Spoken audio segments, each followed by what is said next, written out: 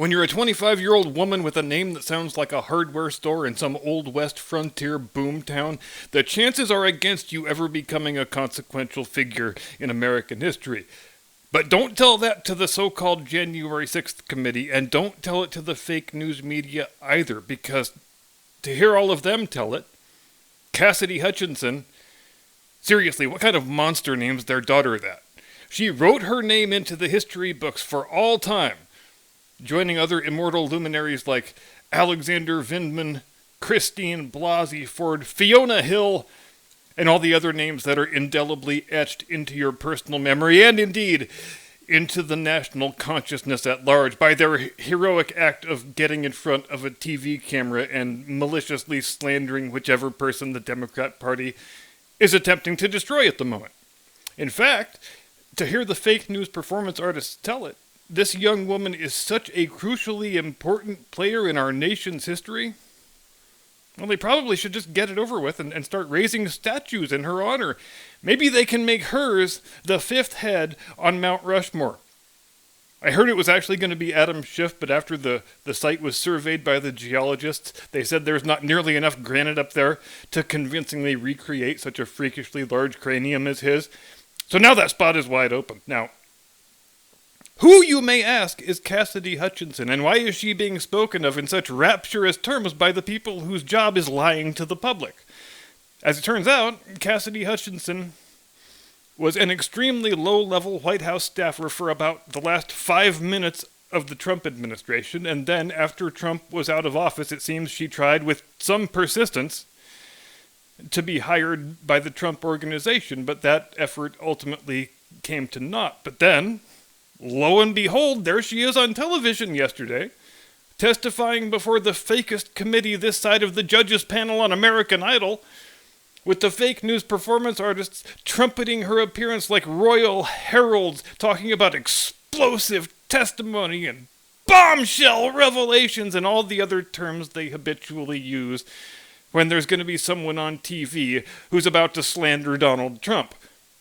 But it does strike one as strange that even before she has sat down or been sworn in or said a single word for the record, the news media talking heads are already practically swooning with their talk of explosive bombshells and whatnot, almost as if they knew exactly what she was about to say. But that can't be right. Our honorable upstanding cable news journalist class and our honorable upstanding elected official class, they would never coordinate with one another and improperly share information in order to make sure a story was reported a certain way. And I guess you can place an asterisk after that sentence and append the following to it. This rule does not apply if there is an opportunity to slander Donald Trump. Because when there is an opportunity to slander Donald Trump, that is the only thing that matters, as evidenced by the fact that they're currently fake impeaching him for the third time and the second time since he left office. According to the members of the fake committee, the purpose of this whole exercise is to determine whether Trump committed some criminal act that was associated with the 6th January Capitol riot. The January 6th insurrection, the darkest day in our history, our sorrow of sorrows, like Pearl Harbor and 9/11 and the JFK assassination had a three-way bastard love child and they named it Despair. And what did we hear from Miss Cassidy Hutchinson that was helpful in advancing that stated purpose? Nothing, not a single word. We did get some pretty salacious stories, though, like the kind of stuff you've heard in every anti-Trump fever dream since the first day the freaking Steele dossier came out. According to Miss Hutchinson, Trump demanded to be driven to the Capitol on 6 January, and when he was told that it wasn't operationally feasible at the moment, he flew into a rage, lunged for the steering wheel, and began trying to strangle his lead Secret Service agent with his bare hands. And on a different occasion, Trump got so mad at Bill Barr for giving an interview in which he stated the DOJ didn't have compelling evidence in its possession that the election had been stolen, he erupted and chucked a plate of food against the wall. Now, needless to say, if you were writing a fantasy book about Donald Trump in which he acted the way his political enemies like to imagine he acts, this is exactly the type of stuff you would write. The trouble is, Not 30 minutes went by after Miss Hutchinson started saying this stuff that the people she claimed to have heard the information from began coming out and saying, "Nope, not true, she's lying, and I'll be happy to come testify under oath." She hadn't even been excused from the witness chair yet, and every sensationalistic claim she was making had already been refuted by the people into whose mouths she was attempting to put the words.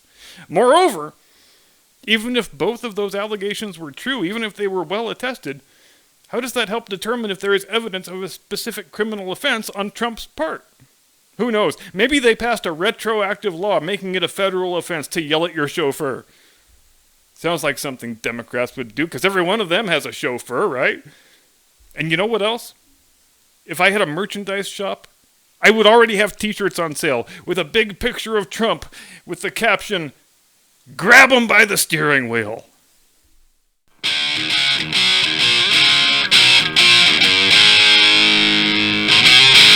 From high atop the battlements of Castle Curmudgeon, where I hope you will join the host in bidding adieu what has to be classified as the greatest Pride Month of all time, frankly. Insofar as if greatness is measured by the volume of liberal tears, it is the greatest Pride Month ever. Good evening, Mr. and Mrs. America, and all ships at sea. Welcome to the program. I am your eponymous host and humble servant. Forgot to mention one thing in the open. In the midst of yesterday's full court press by the fake news media to confer instantaneous sainthood on Miss Cassidy Hutchinson, the girl with the hardware store name, CNN managed to find the bottom of the barrel pretty quickly, as CNN often does, by dragging out some geriatric constitutional law professor to assure the audience that your grandchildren are going to know the name Cassidy Hutchinson. Cassidy Hutchinson will be in the history books, he says. And it's one of those moments in life where you find yourself thinking, is there anything that people won't do or say if they think there is 5 minutes of television exposure in it? Now, this professor doesn't really believe this gold-digging publicity whore of a former junior staffer is actually an historical figure. But who knows, maybe he sees a kindred spirit, for Cassidy Hutchinson herself has made the exact same moral compromise that he has. I'm gonna get up there and I'm gonna lie out my ass. I will say whatever stupid, false, slanderous thing they want me to say, because it's a chance to be on television, and being on television is the only thing that matters.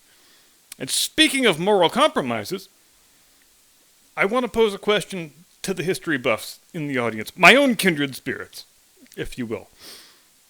Can you think of any example in human history when a society has undergone a large-scale breakdown in traditional sexual morality, and the society didn't wind up being swept away into the dustbin of history, conquered and subjugated within under 100 years' time? I cannot think of any such example. To the best of my knowledge, history furnishes no exception to that rule. But the rule holds true with remarkable consistency, going all the way back to Old Testament times. Because what, after all, is the story of Sodom and Gomorrah? It is a cautionary tale about what happens to a stable, thriving, prosperous society when its people lose their moral center and start treating hedonism and profligacy as the highest of ideals, as morally praiseworthy things to be celebrated and encouraged. And you can go even farther back than that still, 3 or 4 millennia, in fact, all the way to ancient Egypt. There's kind of a general perception that the ancient Egyptians were all sex perverts because their rulers had a sweet tooth for incest. But according to the information we have, for the normal people in society, the rank and file, monogamous matrimony was the general rule and the standard societal expectation.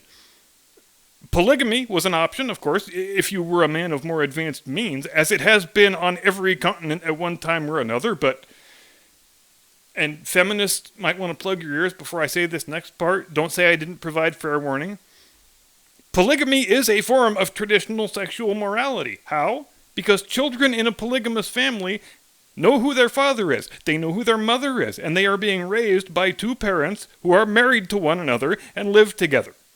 So you can go back fully 6,000 years from the present day and you'll find no civilization, at least none that left any written records, where they didn't understand that basic fact about the world. that if a society wishes to endure and to prosper, then it has a vested interest in its people reproducing, first of all.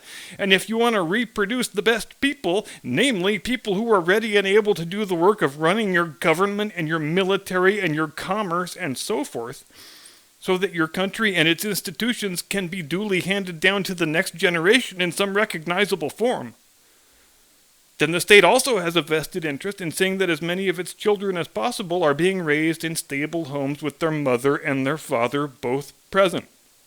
And possibly 10 or 12 other moms, as the case may be. No, I know what you're thinking, and I'm not going to make any Mormon jokes. At least not right now. But stay tuned. You never know when I might go off prompter and blurt something out by accident. Everybody knows the famous historical examples where a once mighty empire declined and fell when too many of its people began leading lives whose primary pursuit was carnal pleasure. You got the Western Roman Empire, the Capetian dynasty in France, societies that persisted for 700, 800, over 1,000 years sometimes, societies that everybody at the time assumed were going to exist forever, were undone within a matter of decades when they allowed their standards of public morality to lapse and be lost. And let's not forget the most recent example, and it's one that most people don't think of as having a place on this list, but it does, and it should, because the decadence and dissipation that were prevalent in Germany during the Weimar Republic period in the 1920s, that played a big part in the right-wing backlash that culminated in the rise of the National Socialists, which in turn culminated in the Second World War, which in turn resulted in Germany being conquered and subjugated and largely destroyed. Most people think Hitler's rise to power owed exclusively to the worldwide depression and the hyperinflation and the widespread poverty that accompanied it, and that was a big ingredient, but it wasn't the only one.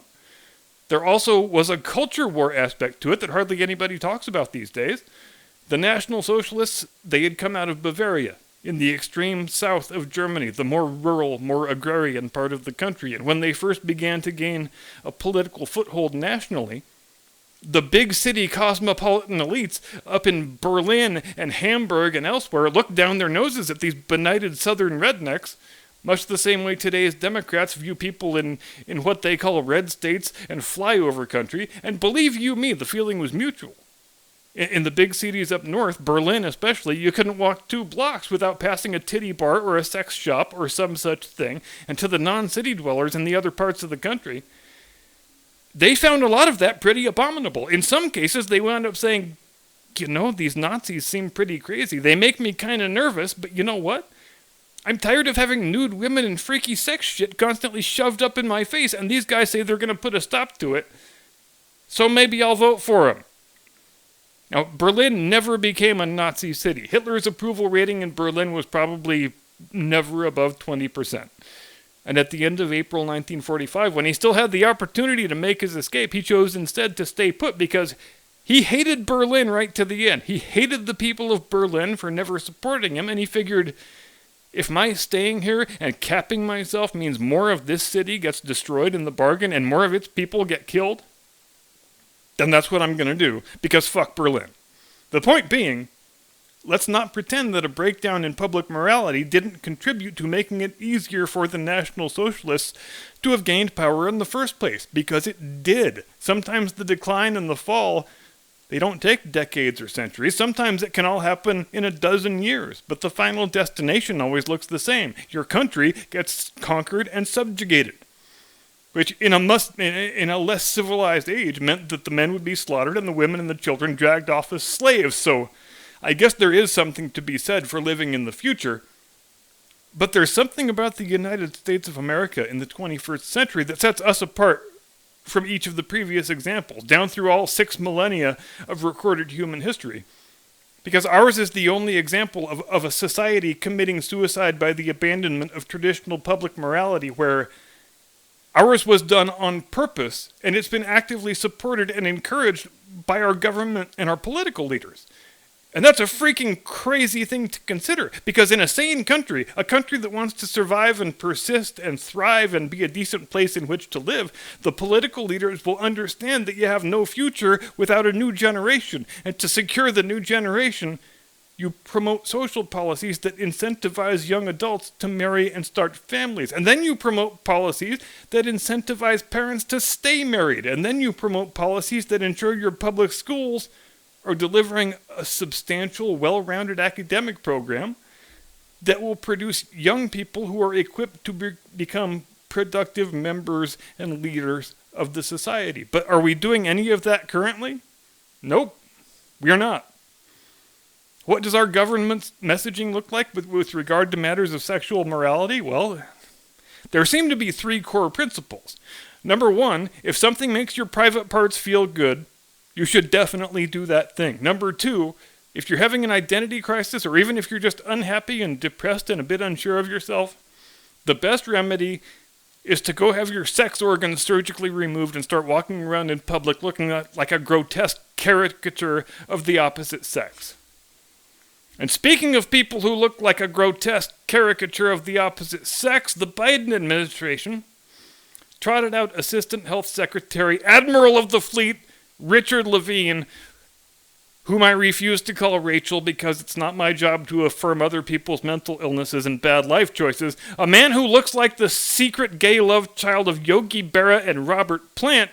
They trotted him out to give a happy, cheery video message about how transgender medicine saves lives and helps children to live joyously and free as something he calls their true selves. In fact, the most wonderful, most loving thing you can do as a parent for your child, according to Dr. Levine, is to chemically castrate them and have their healthy sex organs chopped off by some maniac physician who makes Dr. Frankenstein look like a stickler for medical ethics.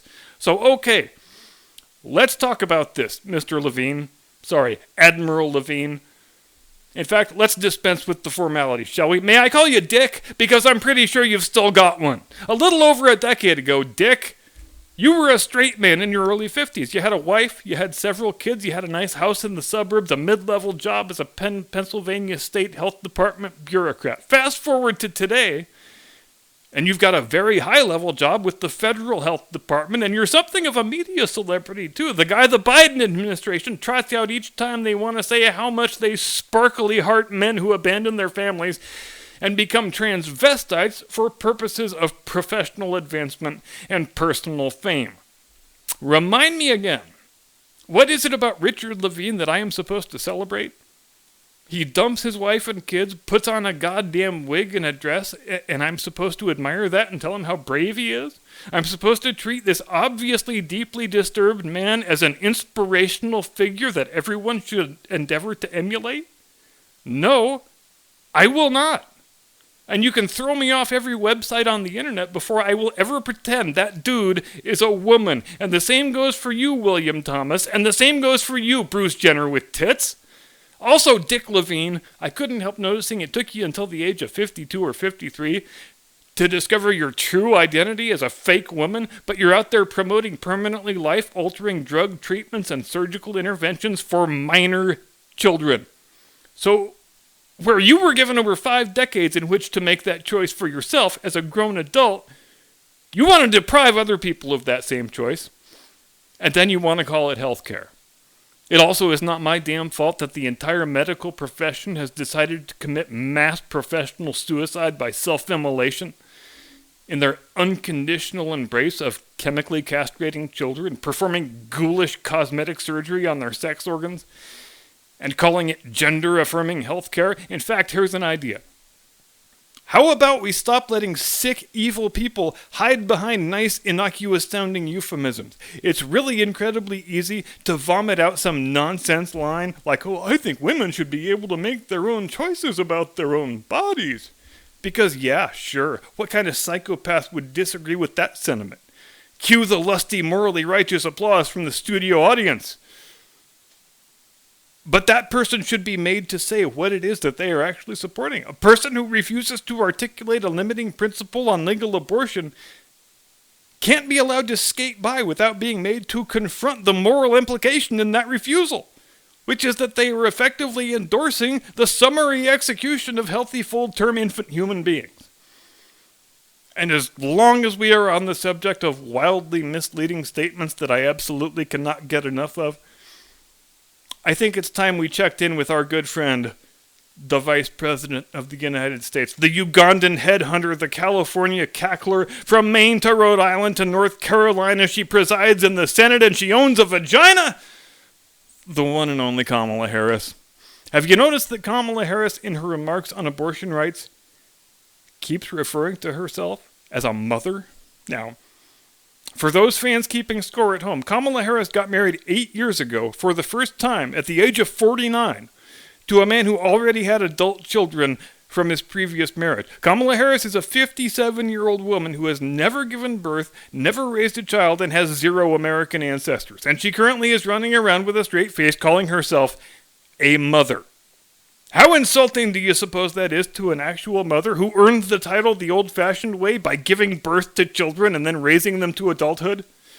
Kamala Harris calling herself a mother is just about as ridiculous and insulting as Dick Levine calling himself an admiral. And we will leave it there for tonight. Thank you very much for watching. I will see you Friday. Do not comply, especially with the transing of your children, and get the hell off my lawn.